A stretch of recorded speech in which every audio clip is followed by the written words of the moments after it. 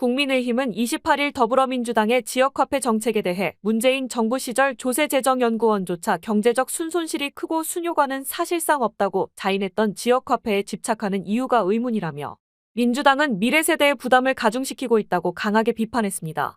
호준석 국민의힘 대변인은 이날 논평에서 이재명 민주당 대표는 전 국민에게 25만 원씩 지역화폐를 지급하자고 집요하게 요구하고 있다며 정부 예산안을 일방적으로 통과시키더니 이제 와서 지역화폐를 위해 추경 예산을 편성하자고 한다.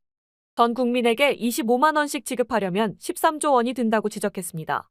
이어 문재인 정부 5년 동안 국가부채는 416조 원 증가해 660조 원에 달했다며 땀 흘려 번 돈으로 세금을 내본 적도 없고 생산적 기업 활동으로 경제에 기여한 적도 없는 좌파 운동권이 나랏돈을 물쓰듯 하고 있다고 주장했습니다. 국민의힘은 28일 더불어민주당의 지역화폐 정책에 대해 문재인 정부 시절 조세재정연구원조차 경제적 순손실이 크고 순효과는 사실상 없다고 자인했던 지역화폐에 집착하는 이유가 의문이라며 민주당은 미래세대의 부담을 가중시키고 있다고 강하게 비판했습니다.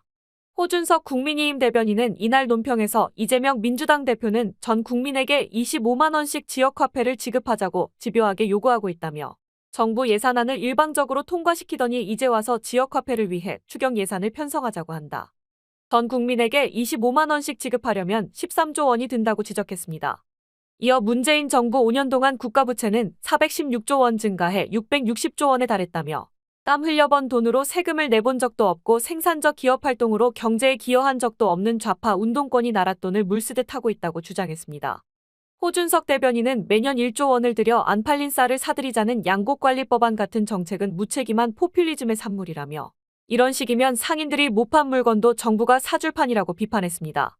또 태양광 사업 감사 결과에서 드러났듯이 펑펑 쓴 돈이 좌파 카르텔로 흘러들어갔다며 정파의 이익을 위해 퍼부은 포퓰리즘적 정책은 결국 천문학적 부채로 이어져 미래세대가 이를 떠안게 됐다고 말했습니다.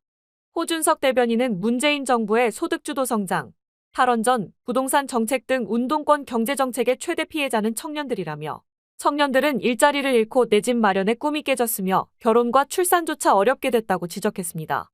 이어 청년들의 미래를 위해 시급히 논의해야 할 반도체 특별법, AI 기본법, 전력망확충법 등은 외면한 채 오직 이재명 대표의 대선용 25만 원 지급만이 민주당의 민생정책이라고 주장했습니다.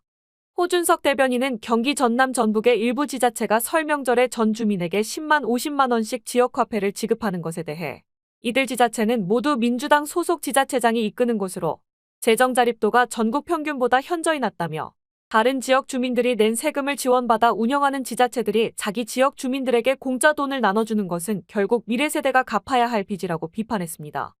호준석 대변인은 끝으로 나라 곳간을 허물고 빚잔치를 벌이는 세력에게 대한민국의 미래를 맡길 수 없다며 민주당의 경제정책을 강하게 질타했습니다. 팍스경제TV였습니다.